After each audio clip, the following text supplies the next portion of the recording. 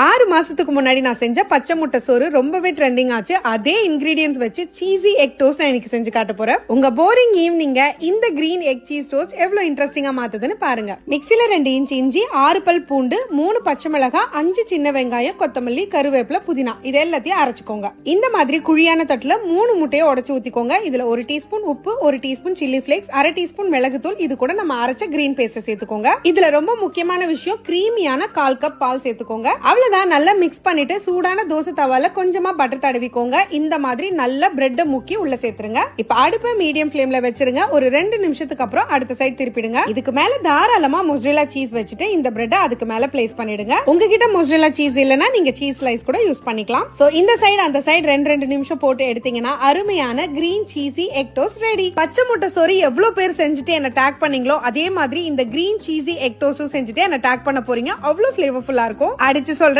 நீங்க சொல்ல போறீங்க ஷாரன் இதுவும் சூப்பர் டூப்பர் ஹிட் எங்க வீட்லன்னு.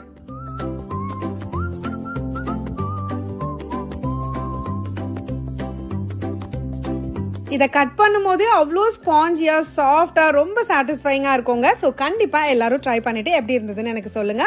அப்படியே மறக்காம ஸ்டவ்வோடு சமைக்கும் போது கொஞ்சம் லவ்வோடு சமைச்சிங்கன்னா சுமாரா இருக்கிற சமையல் கூட சூப்பரா இருக்கும்.